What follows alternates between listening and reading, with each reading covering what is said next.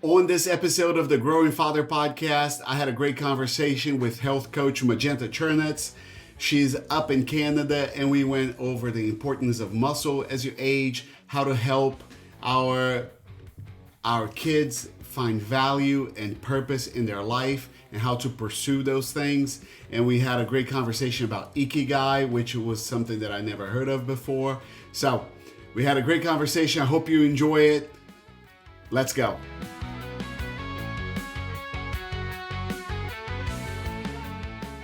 I had to get it back from a girlfriend who was reading it last night, so we'll chat about that one. Yeah, I'm excited to hear about it. So, and also from the parenting world too, I like the important piece. Like my kids both play rep sports, so from the mom's perspective, still trying to make time for yourself as well, and maintain your goals when your kids are working at high level, elite level sporting as well. how many kids you have? 2 girls, 16 and 14. 16 and 14, and I always thought that it was the same girl when I see you posting, but 2 girls. okay. So my older girl is 16, and she did do a lot of volleyball a couple years ago, but she's morphed more into the flag football, and that's why I was down in Florida at Disney, was for flag football world championship. And then the younger one, who's just turned 14, she plays volleyball at a pretty elite level. Her team was number 2 in the province and number 4 in the country. That's awesome. And we came down to, it's called Beast of the East Coast Championship, and they came in second down there. And the team that they lost to, I think, is like 5th in the U.S., all of the U.S. Oh, wow. Yeah. Like what they go down to position does she Florida. play? Pardon? What position does she play? She's moving towards center now. So in Canada, at a younger age, they don't do the positional training like they do down in the States. So when we play against American teams, they're at a disadvantage. We find our Canadian kids, because last year they were doing something called triple ball, where like legit you get one serve and then there's somebody from each team tosses the ball over the net and the kid's got to live play it, and the other person, coach from their team, lives play it. So in case you have a team that's not strong in terms of serving, you're not getting stuck. Or if somebody's like a ridiculous strong server, isn't going to dominate. Like you said, you get 5 max anyways, but just one serve, toss. So this is the first year where they were able to take it to like just serving if they need to, but they max out at 5. And then as you get older, then you can go unlimited serves. So the U.S. is quite a bit different from my experience in Brazil too. That they moved to specializing quite early, which it's not, in my opinion, is not the best for recreation and even development. It makes kids be very, you're tall, you're gonna play middle. You're short, you're gonna play defense, and very, very much focus on how can we win today instead of how can we make the better players and people that are gonna play 5-10 years from now. So that's the debate in Ontario, is kind of like, some of the parents who are saying this sucks because it limits some of the kids' development when you go play against the American teams, but at the same sense, you're developing an all-around player. So this year they do traditional limited specialization. So there is a little bit in terms of specialization that they can do, but not to the extent that happens in the American teams. But then last year, it's like 6v6 where you're playing every position and you're not switching into different spots. So you're in setter position, you're going to hit it, you're going to set it, and wherever you are, you are. Yeah, I have mixed feelings about it, because I don't think it's I think the answer is probably a little bit of a mix, like you were saying. Yeah. Where you encouraging kids to develop skills, especially at an age that they're changing so much, right? So the tallest kid in the class today may not be the tallest kid in the class tomorrow, or as they develop their skills and their motor, especially their motor skills, that might change so much. And as I'm a big fan of kids being able to play for fun. Play for fun as well, yeah. And when you go play with your friends, if you're not able to do a little bit of everything, then you suck. So you got to be able to develop somewhat of a level skill set, even if you excel at 1 or 2 skills, but then you have that ability to play and have fun without being ridiculous. I mean, I've coached girls that were 12 years old, and they would tell me I don't do that. Yeah. I'm not a setter. It's like I'm not Yeah. asking you to be a setter. I'm asking you to, Set. you know, just To set know a how to set, ball. Like, yeah. because you might have to be in a position to set the ball, and you have to be able to get the ball if you happen to be the person that's to it, because your setter can't get to it, your setter's falling down. You have to be able to compensate in different positions all the time. So, are your girls? Do your girls love sports, or is this something that you've had to push them a I don't little push bit more? anything. I don't push anything. Okay. And that's where the drive I think comes from, is because it's that their own internal. So I don't tell them to do homework. I don't tell them to do anything. I'd say the key piece for me is telling them to sleep, because they're trying to stay on top of their studies, managing their practices, their games, their tournaments, the extracurricular things as well, right? So Hmm. I think from a parenting perspective, it's when your kids can develop that intrinsic drive, when they're the ones who are going to be successful. I'm not telling her to go practice. She's outside practicing in the winter in her flip-flops, her slides outside in the back against the house. She's hitting the ball against the house. It's raining, she's outside. My big thing is, you're wearing your nice white socks, put on some shoes on your feet or take your socks off. Well, so let's go into that a little bit more. Tell me a little bit more about where that comes from, because I find that very interesting, um, and unique in what you're telling me about developing their own drive. So tell me a little bit more about that. Yeah, sure. So when the kids first start, so my kids have wanted to be involved in sports from a younger age. So uh, for me, I'm involved in the fitness world. So they've seen me be active, going for my runs, going to the gym, teaching at the gym. So they see me out and about all the time being active. So whether they want to emulate that or not, who knows? But we've never really had a real conversation about that. But I think for kids, they see what they see, and oftentimes they want to be like what their parents do, and along those lines. So when the Olympics were on, my little one was 3, 4, I guess, and she said she wanted to go to the Olympics for gymnastics. She wanted to be a gymnast. Sure, sure. You want to do that? We can go to the Olympics. Enrolled her in gymnastics, tried to different clubs, and she did become pretty high up in her levels for gymnastics competition. Um, Ended up having a compound fracture of her arm, 2 bones broken, casted, and a comeback right after, or in between, right before the pandemic started. So with that, we lost that drive for the gymnastics love, and then the kids pivoted. So both of the girls, my younger one was always big for her age, uh, and not big, but in terms of like compared to her friends came up to her waist. She was like a tall giant. She looked like she was probably in grade 4, 5 when she was in grade 1, grade 2. Mm.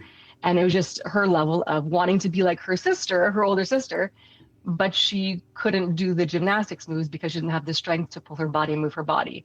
So they kind of, whether they followed me and then they followed each other, I don't know what the trajectory was from the natural flow.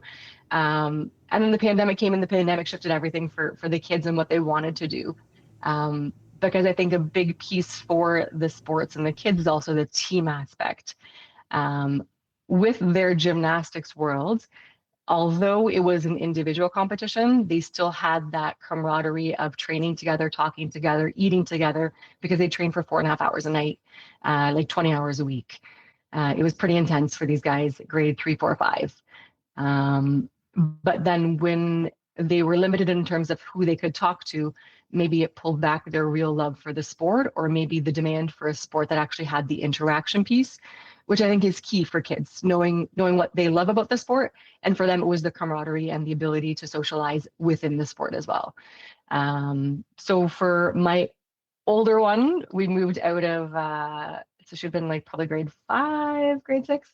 She moved in, actually might have been grade 7. She moved into gymnastics at the school level. So we have school level sports as well. And she tried out for school level volleyball. And my younger one tried out for school level volleyball. She didn't make it. So she got cut. And it was devastating for her, because it's kind of like that. Well, I've done gymnastics. My sister made it. I should just make it. And we had to have that conversation of, you have no right to make this team. You have zero experience. The kids that you're playing up against have rep experience. So it's on you. Either you pick a different sport or you work at it. And you want to do a camp, we'll do a camp. You want to go and practice and play, we'll go and play. You want to do some skills, we'll go and do it. But you can't just be upset that you didn't make it without the effort and the work. You don't have the skills. You're not in line with what the kids are. Like the Michael Jordan speech, right? Right? Do you want it? You got to work for it. And so I think that was either that day or the next day, she got a ball outside and started hitting against the house. And from not making her school team, the next year she tried out for the rep team, and this is an elite level team. Um, and they play up a lot in terms of their age level too. She tried out for the team, and I know the coach, but the coach is like, although we know you, I'm not having any input into if she makes the team or not. He's like, there's three other coaches. It's going to be up to them. I'm not even telling them we know you. Um, she went to the tryouts. He calls and gives us an offer. And I said to him, I'm like, is she all right? Like, have her skills developed? And he said, she's one of my starters. She's like, she's one of my top six. I was like, holy, like, that's pretty amazing that this kid who got cut from her team has worked so hard over the course of, April, May, June, July, August to now be able to make a pretty good team and actually have a starting role on that team as well from her skills. So it goes to show you with the determination for the kids, you can get what you want if you put the work in. And for her, she's been able to experience that firsthand by doing and having that drive to get where she wants to go. And I don't tell her what to do. So And you want to go. that is such an important lesson for kids to learn early rather than late, right? It's much better Yeah, for you to be disappointed at age 10 or age 12 than at age 25, right? absolutely. If it's much better for you to not make a team and understand that there is an effort that goes with it now than when you're going for a job interview and it's the first time that anybody told you no, you're not good enough, right? Absolutely. And I think the messaging for us as parents is also important in saying, oh, you're an all-star. No, no, you're not. Like you're a good kid, but your skills in this area aren't where they need to be. So what do you want to do about it? Do you want to pursue this or not? And if you do, here's how you can get there. I'm not forcing you to do this. I don't need you to become an elite level athlete. I don't need you to go become a volleyball player. I want you to be happy and follow your dreams. So if for you that means working hard to become a volleyball player, great. Do you want to go play rugby, lacrosse, soccer? I don't care what it is, but you have to want to have that drive because I'm not forcing you to go to practice. I'm not forcing you to get up to go somewhere or to make sure that, you're dragging you crying to a practice. It's on the kids to be able to do what they want and make sure that they are having that internal drive, I guess, from my point of view. So tell me a little bit more about how do because what I'm thinking is that one of the things that you hear often from parents now is my kids don't have much of a drive for anything, right? So my kids will sit and play video games all day, or my kids will sit and stay on their phone all day. So how do you think that what are the things that you did or the mindset that you instilled in them that makes it possible for them to make those positive choices? I think a lot of conversations with the kids about what they like and what they want to do, but also modeling it. Seeing our kids seeing us follow something that we're passionate about, seeing us work hard, seeing us maybe not be successful in certain things, but still being able to succeed in other areas as well. And modeling for them that it's because maybe there's a lot of fear of failure with kids and adults. So by our kids seeing us maybe not be successful, having a hard go at something, they're more willing to maybe take those risks and face those challenges. Social media, of course, it's a culprit for everybody wanting to get sidetracked and lost in it.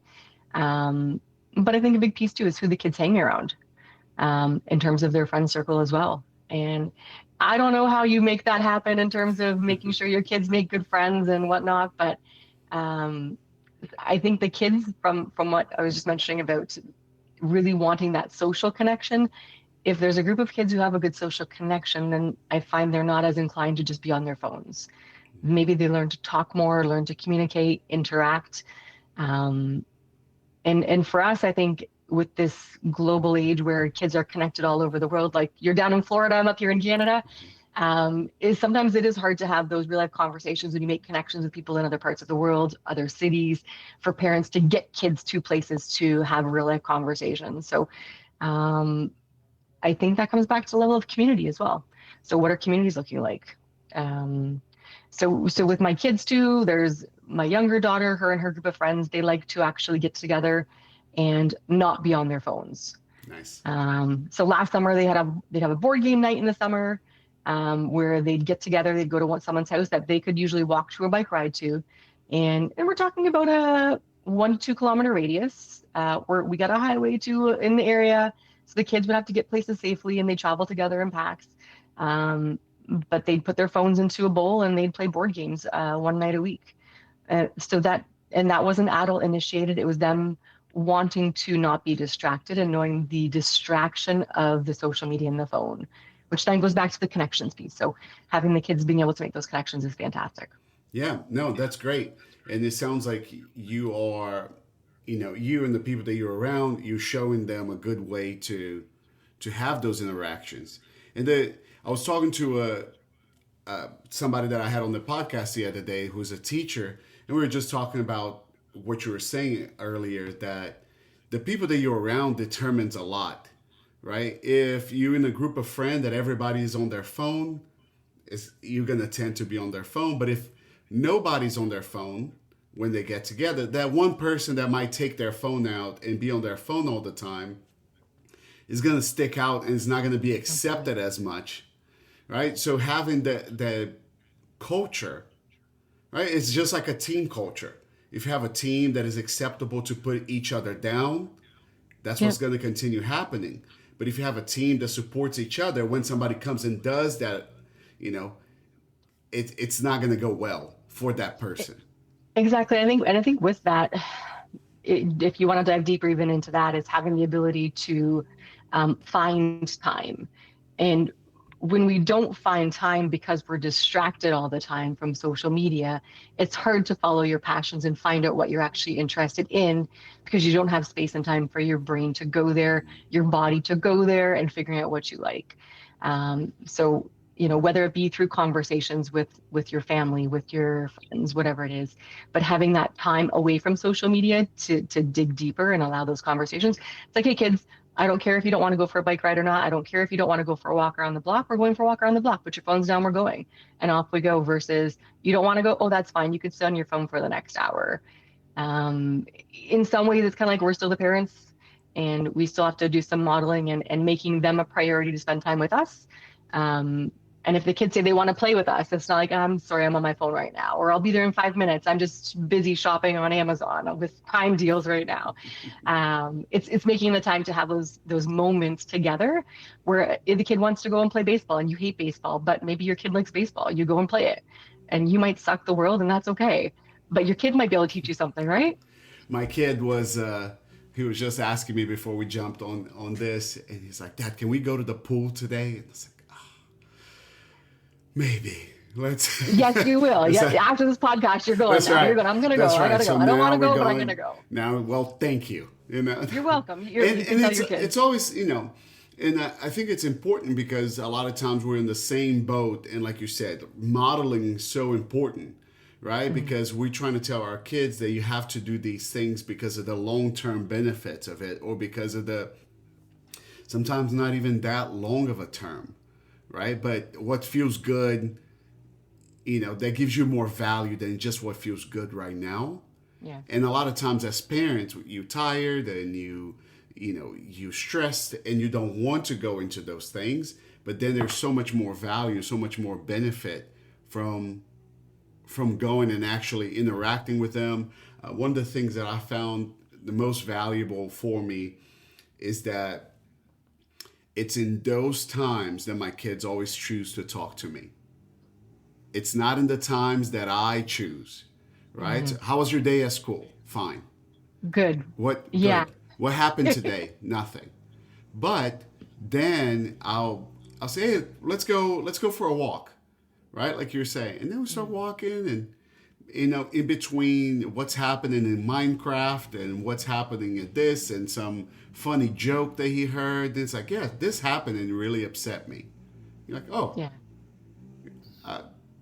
So I found that those moments are much more meaningful than just trying to constantly say, tell me now everything that you feel or what happened. And it has created a much bigger connection for us. And it has increased the value of much more for me than just going for a walk or going out to play. And even hearing when they share moments that they remember now. Oh, with that day that we went to the pool and we Yeah. played that game, huh, I thought that was like a throwaway day. You're Yeah. like, I hated that day. That was horrible. Exactly. You're like, I I did did not not want want to to go to the go. pool, and I God, do you went. remember when we went in this? You went down and you dove and you got that thing at the bottom of the pool. That was so amazing. Yeah, You told me that I was so afraid, right? You just don't know what the kids are going to pick up from what they see you do. we went on. We went on a bike ride one time, and we went this trail that we had never been. We had just moved here, so Mhm. we kind of exploring, and then we came back to the house, and we were coming back to the house, and it was dark. And I asked it, do y'all just want to jump in the pool real quick? And to them, I was like, what? We're gonna jump in the pool? Like, we don't have bathing suits. It's dark. We didn't talk about it. And they talk about it all the time. Yeah. Do you remember Yeah. that time that we went for the bike ride and we came back and jumped in the pool? Jumped in And the it's pool. and it's incredible, right? To have those moments away from the screens and from Yeah. all that. So tell me, so I want to hear a little bit more about your own fitness journey too. In that, has that always been a part of your life? You always valued fitness and stayed in shape, or that was something that changed for you at some Yeah. point in life? Always been, always been. So, and I think, like I said, it comes, I think, from modeling for me and what I've seen and grown up with as a young girl. So, funny enough, my parents actually met at university. My dad was a varsity athlete, played hockey at the university level, and my mom, without any basketball experience, was a walk-on basketball player for her university team because she was tall. The team wasn't a good team, but my parents are both varsity athletes, not me. So they've always been active. My dad was a big coach at school he was a grade eight teacher, and my mom was a kindergarten teacher. So they were both big into making sure that kids were active. So their conversations that they had, things with us, we would go and do things, walks, activities. They'd encourage us to do sports in elementary school, but also coaching us too. Um, and then as I got older, you played the elementary school sports, went to high school. I played quite a few sports in high school as well. Never an all-star, but I liked to play the sports for the fun. So I think for Any me, of them were your favorite? I liked basketball. I'm a left-handed person, so I was a left side guard, which was good. But I didn't play the elite rep level sports that my kids did because we couldn't financially afford it. And then there was I've got brothers who are twins a year older, and were playing rep hockey. So they were on the road, and when you got for me, I'm a single parent, but a two-parent household with two kids in rep sports, and you're on the go all the time. It's hard to manage if you've got kids going to different places, and you don't have anybody else who can drive. So my brothers played rep hockey. I just did the school level sports and focused on my marks. And then when I went to university, I didn't play any sports at that level, strictly in the high school. So did well, kept my marks up, but I always found the sports was a good chance for socialization and building that team environment as well. Um, I started working out at the gym when I was probably 15 years old. I was on the board of directors for the YMCA, first youth one down in our area. So it was kind of cool. And then when I was in first year university, I got my personal training certificate. So that was back in like 2020. Or no, sorry, 2000, back in 2000, not 2020. I'm not only that old. So back in We 2000, we we ignore 2020. and it was like We've last year. erased that year from the calendar. Last year. So back in 2000, I started personal training. And that's when I morphed into more of the coaching role of the fact that I liked to be active. I liked the socialization. I didn't get into the adult team sport world from that point of view. In university, I played a little bit of water polo and some intramural sports, but um, I wanted to move into the more fitness world. I love the gym. I'm a little gym rat. Um, so then we moved into the personal training. I worked at a gym, and I'd be at the gym. You know the lifestyle. You're in at 5 a.m. and you might train your last client at 8 o'clock, 9 o'clock at night, and you go to bed and do it all over again. That was while being a full-time university student. And I was like, I'm actually not enjoying working out personally anymore because I'm in the gym all the time and I'm always coaching. And when I'm in the gym trying to do my own thing, people want to talk and you kind of lose your focus from your workout. Do you know that feeling at all? I can relate a little bit. People ask you all the time. Oh, I mean, you're in the gym all the time. You must be, you much. It's like, yeah, kind of don't want to be here when I don't have to be here. Yeah. So you lose that passion and desire when you're immersed in it. Sometimes, depending on how your boundaries are set up as well, right? And your supports of how you can set it up. So for me, I was going to work at the gym in the morning, personal training for a couple hours. I'd go to school for a couple hours. Um, I might go to the library, back to school, and then go work at the gym again in the evening.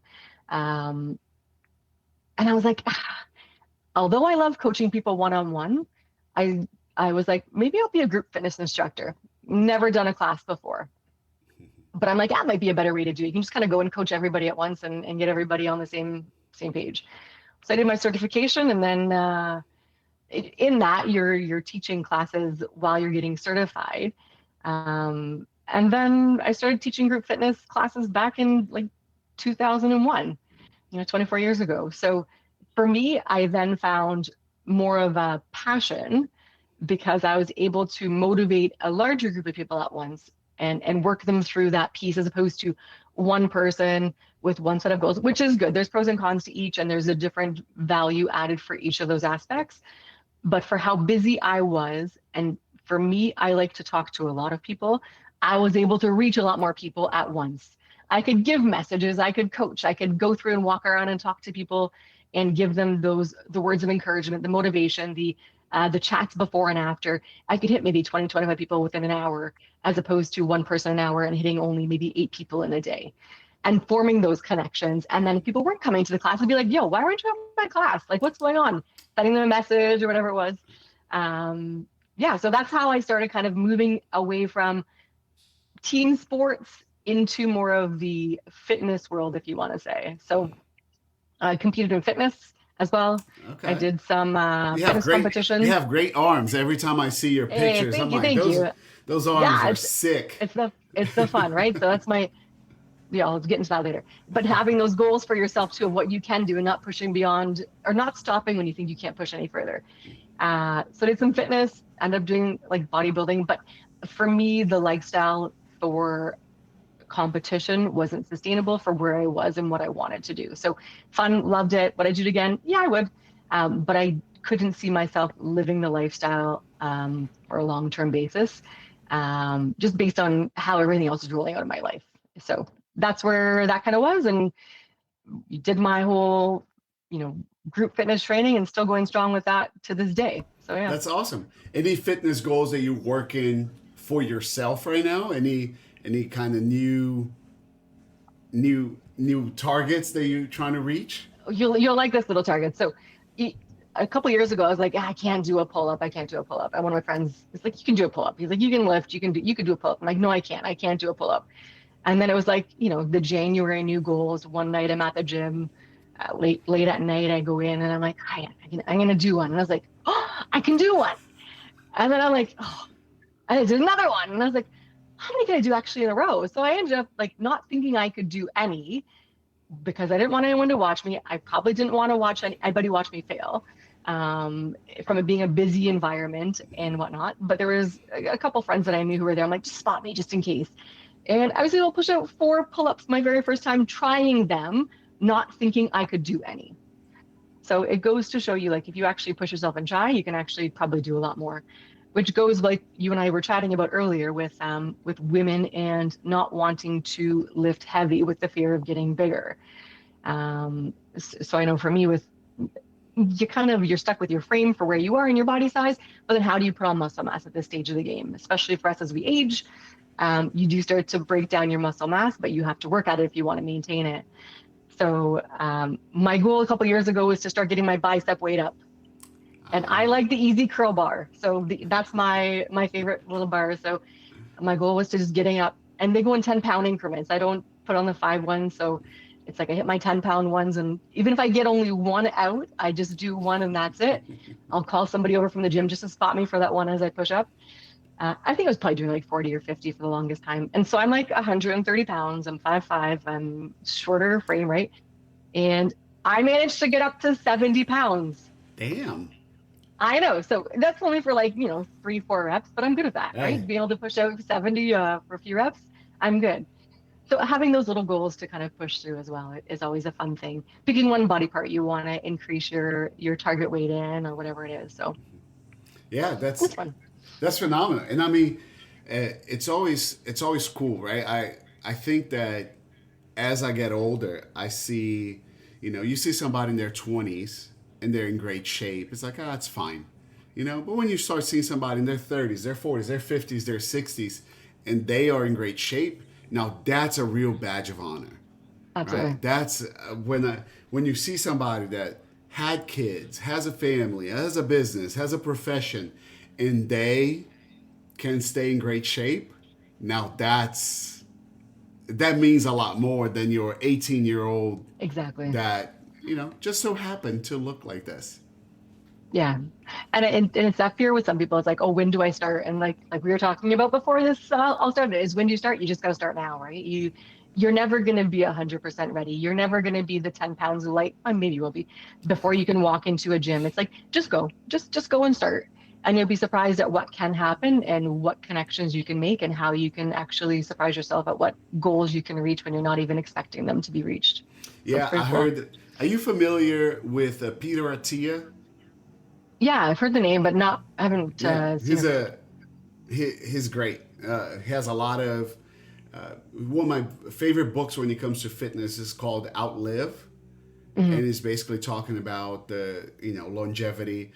And one of the things that I've heard him say is like, you will never meet a 90-year-old that wish that he was weaker. Hmm. That regrets being that regrets how strong he is or regrets Yeah. how much muscle he has. You usually have quite the opposite. And so that has become one of the things that I appreciate when I'm working with my clients is that, yeah, maybe going on the bodybuilding stage is not for everybody. Maybe having a six pack is, maybe it's not your thing. But let me tell you, you're going to want to get down on the floor to play with your grandkids, Yeah. right? Or you're going to Yeah. want to get off the toilet by yourself, or Yep. you're going to want to put that luggage on the overhead compartment by yourself. And Absolutely. so I think that's a lot of the things that people miss when they're coming to the gym or they're trying to get into any kind of training is that they have a mentality that fitness is for me to look a certain way and not necessarily I want to be able to perform or and they have all the compartments of I want to lose weight so I'm going to do cardio. Oh, I am older, so I'm just going to use machines with light weight and all Mm. those things that it's hard to break from people a lot of times from years and years of them convincing themselves that that's the truth. Sometimes they Yeah. heard something 50 years ago and that's stuck for them and that's how they're going to do it, right? Hmm. So Absolutely. so are you trying to get more pull-ups now? Is that what you're Who knows? Who knows? I never know what I'm gonna do. So for me right now, it's kind of just picking these little goals. But back on that story about getting older, it cool little story about one of my girlfriends. So I'm a special ed teacher as well, and so one of my girlfriends was getting ready to retire, and she had about a year out, and she's like, I don't know what I'm gonna do when I retire and what life's gonna look like. I'm like, start coming to the gym with me. I was working at another gym as well. I said, start coming to the gym with me and see if you like kind of having a social group and something to do, because I think that's a key piece prepping for retirement, which is a whole nother story, is kind of building in some sort of a transition plan for moving into that next phase of life when you don't have that daily routine. And when a lot of people lose their strength and mobility and get into lazy habits, if you don't make time for yourself and making sure you're making healthy and active choices for yourself to stay longer, to stay healthier longer, and to live a more active lifestyle without deteriorating quickly in terms of your physical fitness and health, if you can do it.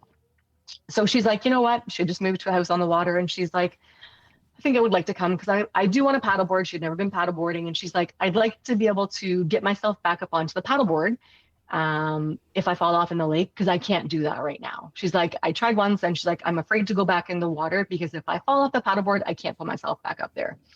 So she comes to my classes, and she's now joined the gym, working out regularly, made a great group of social friends as well.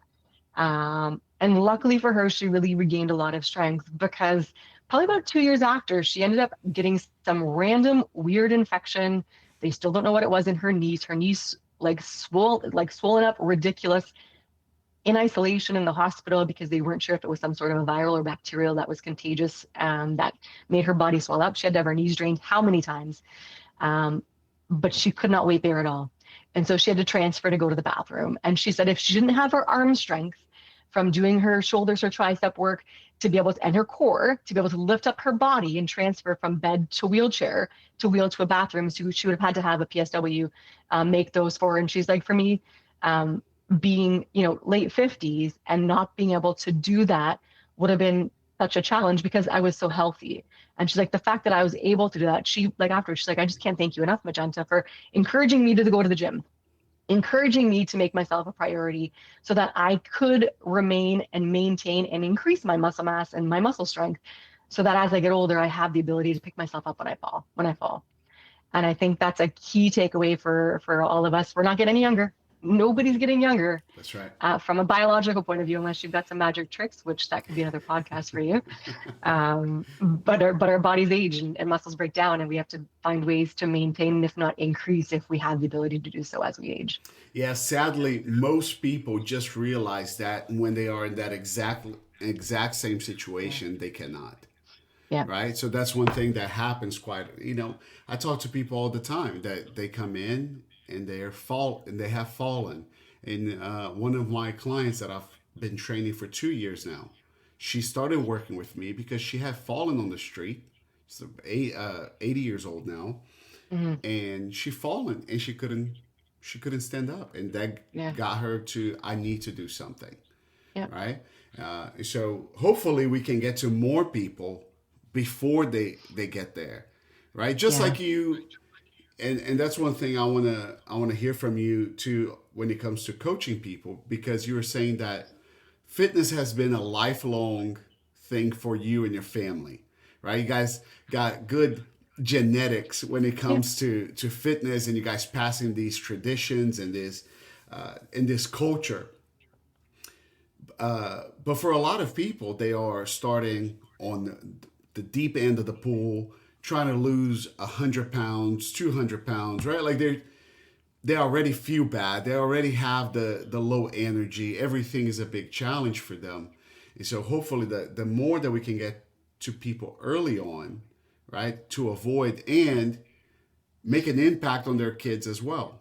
Because that Hmm. culture transfers as well, right? When people say Yeah. diabetes runs in my family, like, yeah, there's a truth to that, but also shitty nutrition and Yeah. not exercising also apparently runs in your family. So Hmm. how can we how can we help that? Or even if it is true that diabetes runs in your family, you should have a family that takes extra care of those things, not the other way around, Yeah. right? Do you find Yeah. that with you never being on that end, do you find that sometimes it's hard for you to relate to people that are 40 and now they're just trying for the first time to be in shape, or they have the feeling that they hate the gym or they hate eating better food? Do you find that that's a challenge for you sometimes? Maybe from that whole perspective point of view of not being able to have ever been in that position of having to have had like a major weight loss piece where, I've had to shed 100 pounds because I was overweight, or I've had to start going to the gym because I'd never been before. So I don't have those experiences. But I think from the coaching perspective is really scaling back to what are some things that you are doing well and you can do. And instead of focusing on the 100 pounds of what the weight loss is what are some other little goals? Do you want to have more energy? What are you doing right now? And how can we scale it back to smaller goals for people? And that might be getting out for a 5 minute walk around the block. It doesn't have to be an hour run. It's making those little changes every day. Maybe in the morning, somebody has a pop every morning because some people are addicted to Coca-Cola and they have a pop every morning. Maybe it's introducing a glass of water first thing in the morning.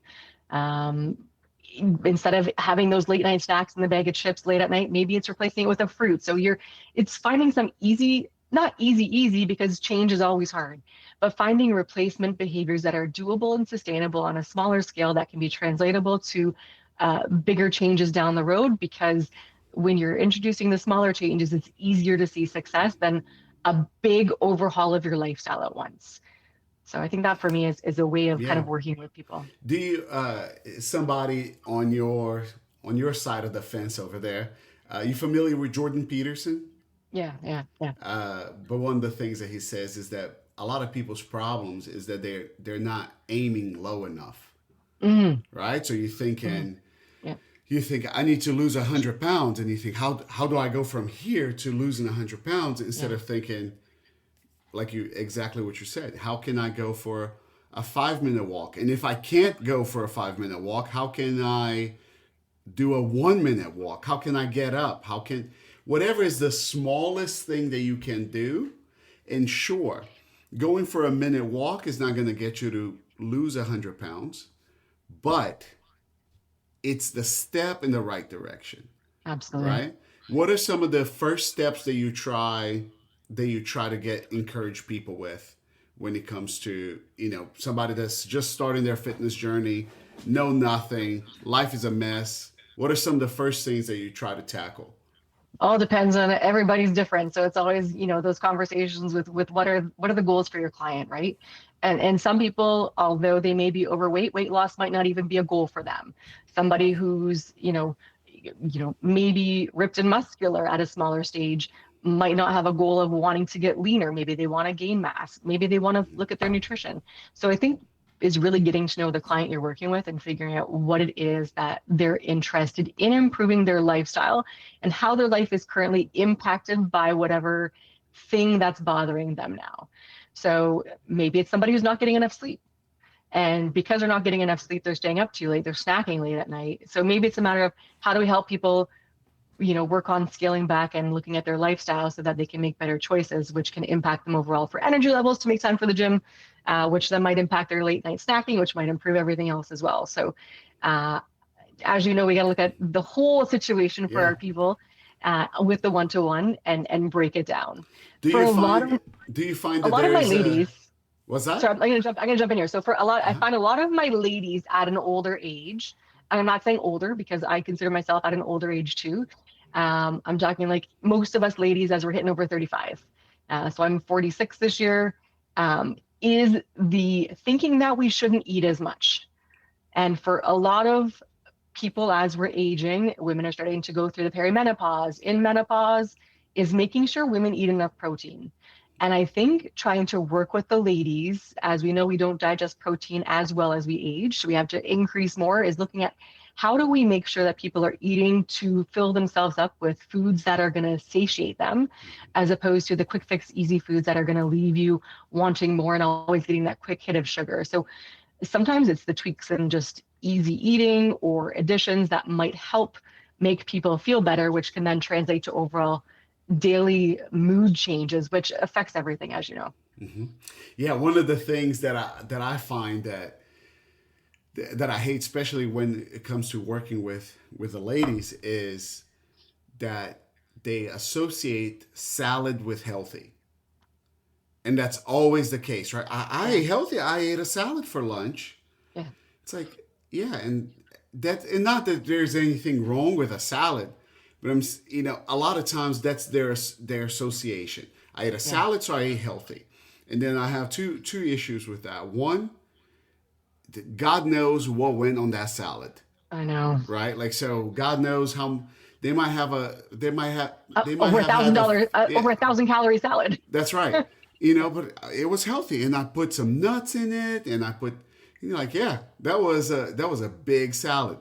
Yeah, But also, even if they're not doing that, but the idea that I I ate like a horse, like just grazing, is the standard of healthy is is crazy, because then they're hungry all the time, they feel deprived all the time, instead of trying to focus on more on, like you said, eating more protein, even eating foods that keep them satiated for longer, all those things, right? But it's pretty hard, I find, and maybe you have some some wisdom there for me on how to help them better, because they're so afraid of overeating, mm-hmm. right? They're so afraid that they're going to eat an extra chicken breast and they're going to gain 50 pounds this month. Mm-hmm. Mm-hmm. How do you, or do you have something that you normally use to try to overcome that? It's more kind of looking at what they typically would eat. So working with each client and seeing where would you get your food from, and how do you feel after you eat those meals as well. So if somebody's having their salad, like we're talking about, like this beautiful salad they're having, and they're feeling super healthy, and then figuring out, did they get hungry shortly thereafter? How long did you actually feel full for? And helping people realize their body cues and how they felt with eating food, to see if what they eat sustains them or if they're still feeling hungry even though they're eating healthy. So most people feel full after eating protein, and the protein digestion and how it makes you feel satiated for a longer period of time versus having maybe your little iceberg salad that you're having, or a huge salad where now you're feeling like super bloated from it afterwards as well. Is taking a look at how what you eat makes you feel, and for that period of time after the meal. So looking at the satiation factor, maybe it's journaling. Not everybody likes to journal, um, because some people say it takes too much time, but just having them be mentally aware of picking maybe one day of eating. What did you eat? What did it look like? How did you feel after? Yeah, that's a good one. I always do the journaling, but I don't normally do the whole how do you feel after, Hmm. and I think that can be a very important component too, so they can start also realizing, so they Yeah, can start connecting the dots. yeah.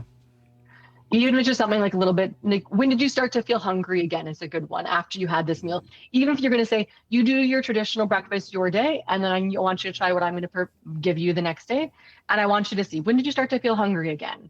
How is your energy through the day? When did you start to feel tired in your day? And seeing how the mood, how your body shifts, how your body responds. Some people might not digest things as well. So, if I'm having pea protein powder for a protein shake, I feel like crap. And that's just me and how my body reacts as well. So, working with clients into introducing foods that work well with their body, especially as women age, might have more of a difficult time digesting certain foods that were easier before, or that they're afraid of, because maybe there's the fear of having to go to the bathroom in public if they introduce too much fiber, as we want to get more people eating more fiber. So, um, or if they're having too much liquids for women, right? As women age, weaker bladders, women who are worried about leaking, which is the real thing for women. So how do we make sure that women are staying hydrated and eating, but also having access to bathrooms as well, which can be a fear factor for a lot of women if they're out doing things and participating in physical activities, or just at work doing their thing. Mm-hmm. Yeah, interesting. Yeah, there's a lot of things that I've learned from my wife like that, like Mm-hmm. those different little concerns that for most of guys, it's not something Yeah.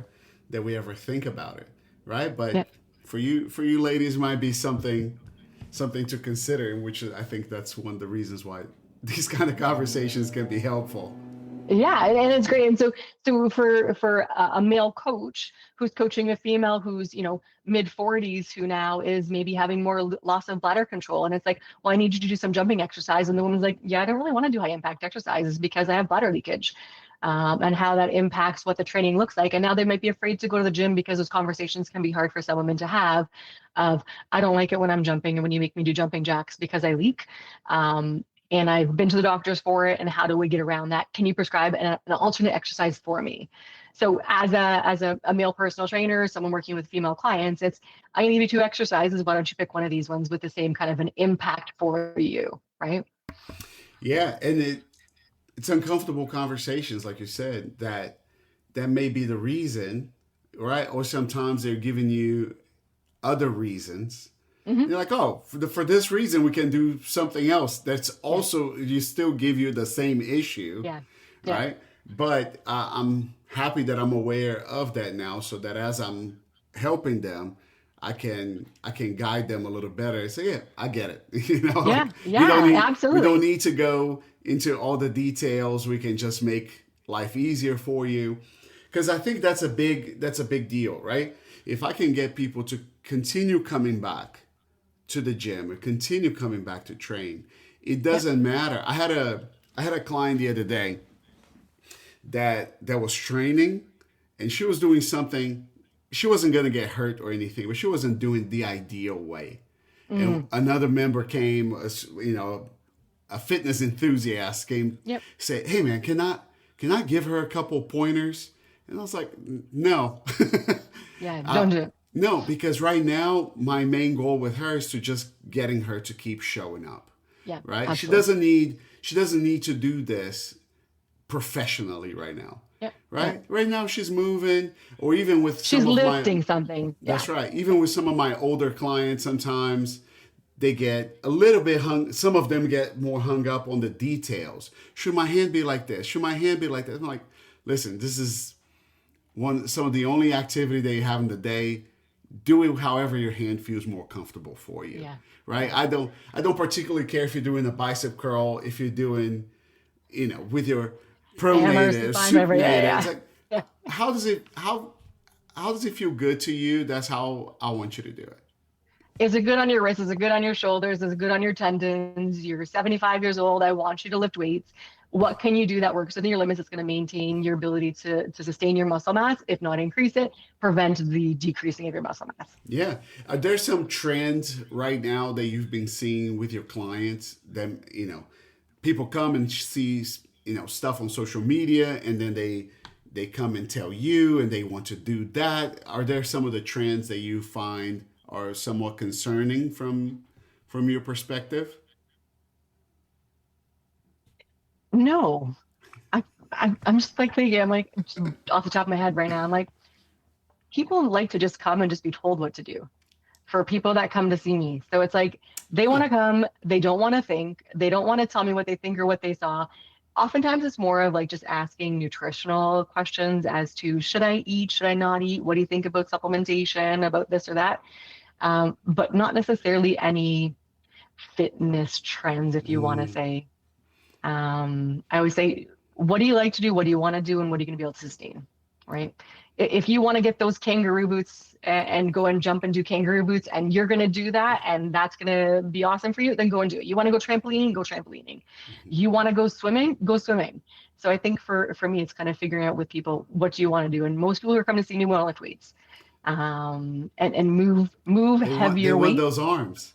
They're like, And just come and let's lift they- heavy weights. And we're not going to stop. And if you need a break, take one, but we're not stopping. So you just keep going and don't stop Yeah, talking. I find more of those objections with people that never end up joining, or people that never Mhm. end up jumping in. They're trying to figure out everything from the outside. So they haven't worked out in 10 years, but they want to know what is the best way, because they heard this and they heard that, and and I try to tell them, you start. You Just start. start, and you'll figure out. If you hate it, you can stop and you can do something different. But you Yeah. can't figure out, the world belongs to the people that do it, Yeah. right? And how many times, I mean, if you've been on the gym, like if you've been in the gym for any length of time, you've seen plenty of people that work out very poorly, but they're in pretty decent shape because they've been doing it for so long. Yeah. They're in much better shape than the person that knows exactly the way to do something, but they don't. And they don't do it regularly. Yeah. Yeah. And Yeah. so when you, is there a main goal that you work with most people, that you find that most people that are coming looking for you, that they're trying, is it weight loss? Is it gaining muscle? Do you find a trend? Mostly gaining muscle mass. A lot of the people that are coming to see me for the most part are women, probably 35 and up. I do have some guys as well, but mainly women. And a lot of the women are looking at maintaining strength. And Nice. whether it be like wanting to have the arms or whatever it is, but it's like, how do you maintain your muscle mass? And it's really just working with the clients of saying, you can't just be lifting like your 2 pound weights for most of the women who've been doing 2 pound bicep curls. It's like, no, you can go heavier. And if you can do 5 of them, no problem, then we're going heavier. Right. And maybe and there are some ladies like my mom who is 70. She comes and does my classes as well, and she rides bikes. And I had her doing a triathlon with me too, but she has a wrist issue, so we work with where and what she can. So that wrist is a little bit more limited, like we were talking about just a few minutes ago. How can you lift the weight that isn't going to impact you? Where are your breaks to support your wrist, and how do you focus on your muscle that we can actually get the muscle work in, as opposed to hurting yourself trying to do the exercise? And so working with modifications for people as well. But muscle mass, maintaining muscle mass. That's awesome. That's Yeah. awesome. And do you find that a big difference culturally when it comes to exercise and nutrition between Canada and the US? Do you see some, or it's kind of like some of the same issues? I'd say probably the same things. Yeah. I mean, fast food, I can tell you this, in Canada versus the US, your portion sizes are bigger. With my kids on the sports, taking it down to the States will come down, and you go to fast food and you're getting a small in something is like a large here or a medium. So even the container size for items is substantially bigger for what you're doing down the States. Yeah, I every time I go to, get an ice cream, and I'm like, oh, we always get like the smallest size that they have, and it's gigantic. Hmm. Like for Hmm. the smallest size that they Yeah. have, you should be a little taste. Yes. They're like, this is, Yeah.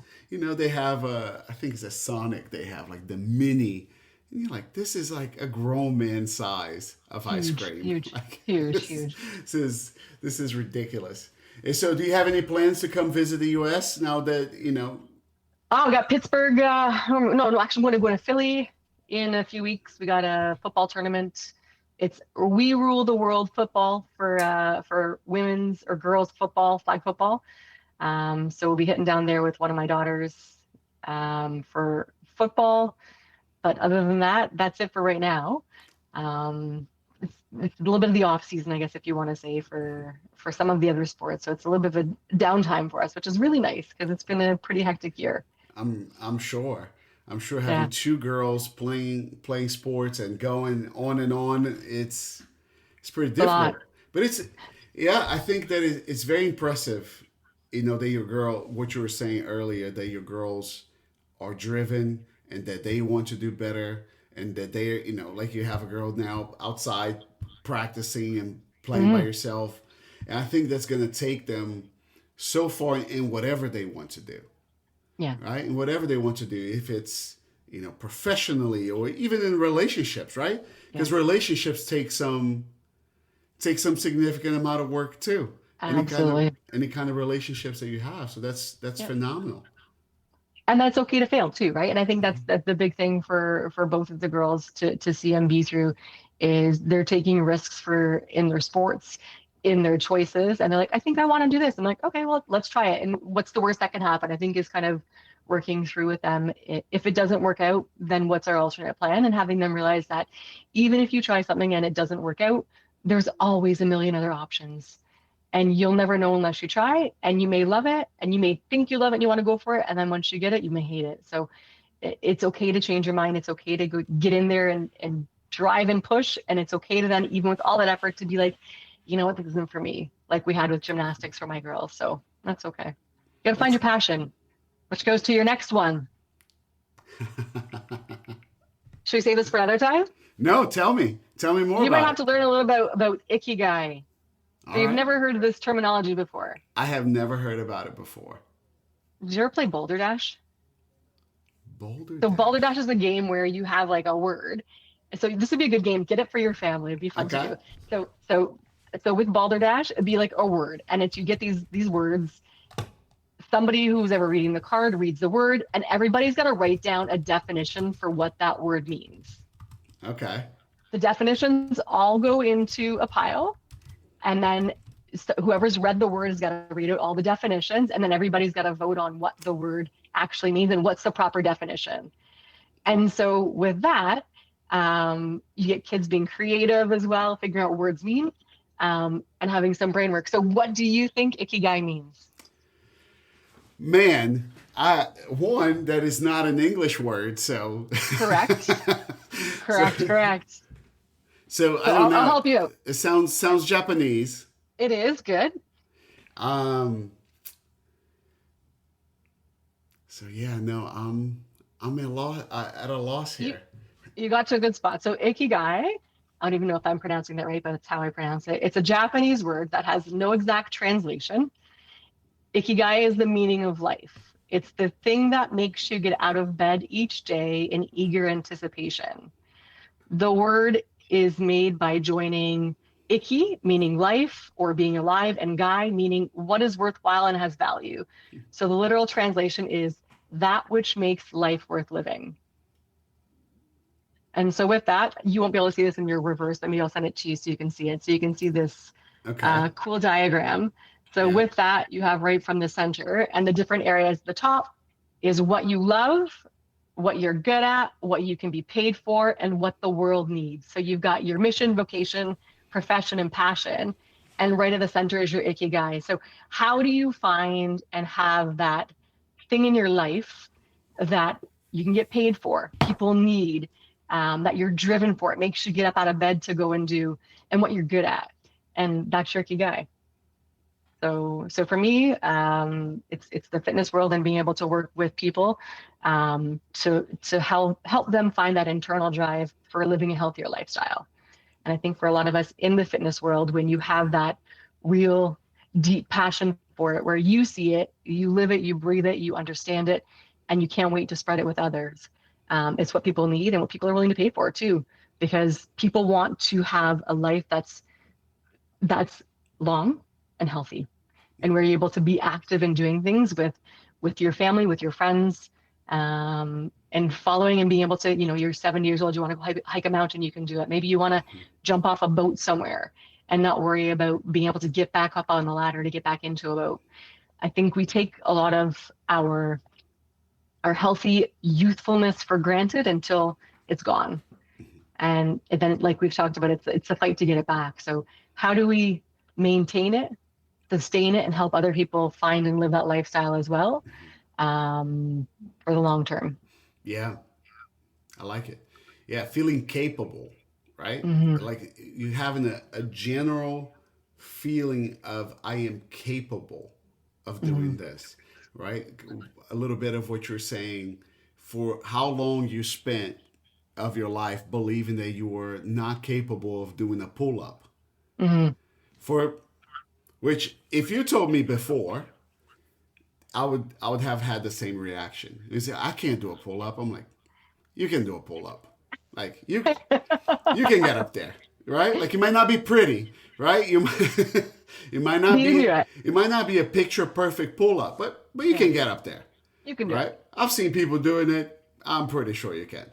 Yeah. But when we live with that feeling of I am not capable, right? And sometimes as you age, there may have been by a fall or a time that you got on the floor and you really struggle to get up, you Yeah. start developing that feeling of I am incapable, right? And then Yeah. you start separating a lot of parts of your life because you don't want to take the chance anymore. You don't Yeah. want to take the chance of being in an embarrassing situation. You don't want to go do something that you might need help. And that keeps growing and growing versus when you have that good feeling of like, sure, I can try that. Yeah. What's the worst going to happen? If I fall, I get Yeah. up, right? If I Yeah. can't do it, I can't do it. But you have that feeling of I, I can try. How long have you Mm. been with the Ikigai? Like how long has that been a part of, or how long have you known, and how long have you been incorporating that into your life? So I'd say I came across the term and got this book probably like 3, 4 years ago. Actually, I don't even know, maybe 3, 4 years ago. And then it's kind of been something that's I try and share with people as well as I'm going through. I actually came across the term with Instagram. One of those things that come up, and I was kind of going through. I was like, oh, I'm like that's kind of cool. And I started doing a little bit more reading on that, read a few more articles, and then you went to the bookstore and picked up the book and read it. I've shared the book with some of my friends as well, and share that with people as well, because I think it's so many people just go through life just living without really having a passion. And it's like you're doing the 9 to 5, you don't really like it. There's nothing that brings you joy. And it's helping, and who knows what it is for people, right? Maybe it's you got your guitar behind you. Maybe it's playing your guitar for 20 minutes every day, and that brings you joy. Maybe it's teaching your son how to play the guitar. Um, and it doesn't have to be anything crazy. Maybe it's sitting in solitude and looking up at a tree moving. It's finding that thing as well that can give you that sense of stillness, that sense of peace. And then if we take it to the bigger Ikigai level of how can we translate something to the world outside as well, where we can then impact other people. Very, very interesting. I'm gonna have to get Mm. that book and check it out. Hmm. Absolutely. I had seen the diagram before, or Okay. I don't know if I had seen the diagram or somebody explaining the Yeah. whole like what you love, what the world needs, and what you're Yeah. good at, how you Yeah. can make money, and try to find that that middle ground. Hmm. But yeah, it's really cool. I love the every time I can get a better hold on the philosophy of things. I enjoy. I Hmm. enjoy seeing how can you have principles and how to do life, especially today, right? Because our we do, you and I do, but our kids also have so many options on what to do, right? Maybe my parents didn't, right? Maybe my parents had to, go to work when they were 15 years Yeah. old and survive and help their parents and help Yep. raise their other siblings. But that's not the reality that most of us live today. But we Yep. still take so much of, I do this because I have to. One time I was working for this company and I hated it. Like every day it was, taking the life out of me. Hmm. And one day I left this meeting and I was working from home and I walk outside and I was so upset and my son said, "Dad, I'm sorry that you have to do this." And I told him and I said, "Son, the truth is that Dad does not have to do anything. Dad chooses to do this." Hmm. And I quit very soon after I had that conversation with him Yeah. because I thought, what kind of example I'm setting for my kid? Either I need to shut up about what I'm doing, Yeah. like stop Yeah. complaining, and this is what I choose to do, or or I need to be done. But I need to teach them that, hey, you're at a job that you don't like. It's your choice, and sometimes we make choices of stages that we don't like. Not everything is choosing what you like all the time, Mhm. but because you choosing for whatever greater purpose you're setting out to go. Maybe it's an entry level job that you don't really like, but you have a bigger vision. All right. Mhm. Or maybe you're trying to learn a skill. Or maybe sometimes you're like, hey, this is what I have to do to provide for my family right now. Yep. Whatever it is. Like this is funding my bigger dream or my bigger goal. Short-term But sacrifice. yeah, but Yeah. we live in a very much so of a victimhood mentality a lot of Mhm. times, right? When you talk Mhm. to people, I am, even when you talk to people about their fitness, sometimes it's hard for people to connect to my choices have gotten me here. Wherever Mhm. here is, my choices have gotten me here, right? And so it's an important and valuable principle to learn and live by for sure. Because once you get that, because then you can also realize that your choices can get you somewhere else, right? And I think with that, it's knowing that you do have the choices. When did you start the gym? How long have you been in the with Anytime? So we purchased this gym about a little over 2 years ago. And so, what would you see? What would you say would be some big? I'm going to do some more questions for you now. Some challenges that your kids saw you with the opening of the gym, because that's a pretty big thing to do, and that's a Mhm. huge. Any business that you're opening, starting, running, is a huge family investment because the sacrifices that go along with that, less time for kids potentially with the startup because there's a lot of energy that goes into the starting of it. How would you say what would have been a great example for your kids or any impact on them? I think that the thing that my kids saw the most was that I was willing to bridge the knowledge and skill gap. That I was willing to get started without knowing everything. Hmm. That when we would talk, they would hear me talking to my wife, for Yeah. example, and it wasn't always, yes, this is how this works. The amount of times that they heard me saying, I have no idea. This is not working and I don't know why. Yeah. Or I have Yeah. to make this decision and I have no idea how to make this decision. I I don't know how to I don't know how to weigh this decision right now. Like, Hmm. the Yeah. pros and cons are all over the place. And these are just the things that I see. God knows what's under the surface here that Right. my dumbass can't, Who knows? Yeah. doesn't know, right? And so for them to seeing this and my willingness to move forward, to continue, it's like, okay, I don't know this. Who can I call? What can I read? What can I do? And at the end of it, sometimes saying, I'm going to have to pick one. I'm going to have to make a decision and then just reevaluate after I made that decision because I got all the resources that I'm ever going to have to make this decision, or it needs to be done now. And so I think that that's something that they've seen, and I hope that they've been able to take with them. It's like, I don't need to know everything. I can make a jump. I can make a jump here. I can fail here. They've heard me talk to their mom about, man, we're in a tough spot at times. Yep. It's like, well, what is the worst case scenario? They hear me saying that all the time. What is the worst case going to happen? We shut down this gym and we figure something else out. If that's the worst, that's not an awful. Yeah. It's not a catastrophe. Yeah. Did you notice any changes with your kids in their personality risk taking after you and your wife made this jump? Yeah, they have been more willing to do so right now.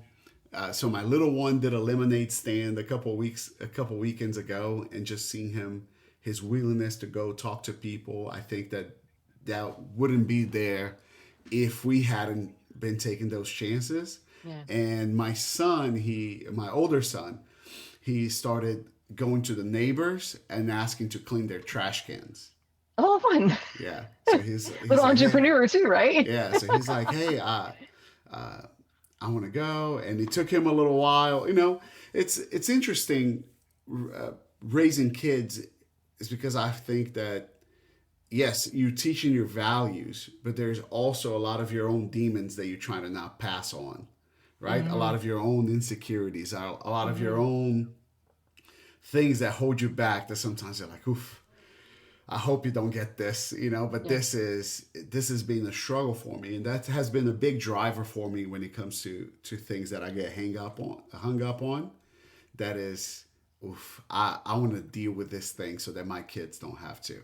Yeah. Absolutely. Like I want my kids seeing me take chances, not the other way around where my kids always see me talking about taking chances, but not actually doing them, not actually making those leaps. And so it's cool. It's cool seeing them participating.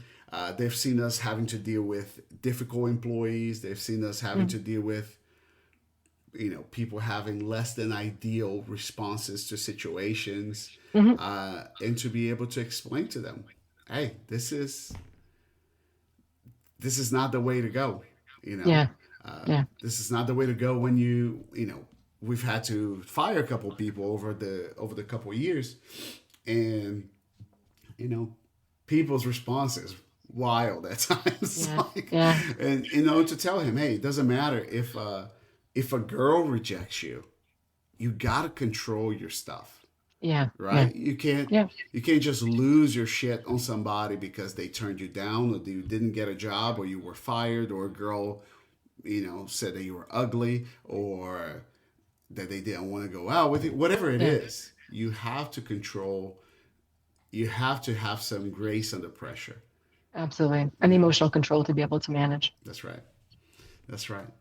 And that environment that you have, giving them, showing them, is allowing them to have the skills to experience and have conversations about it for success in the future. Yeah, that's what we're trying to do.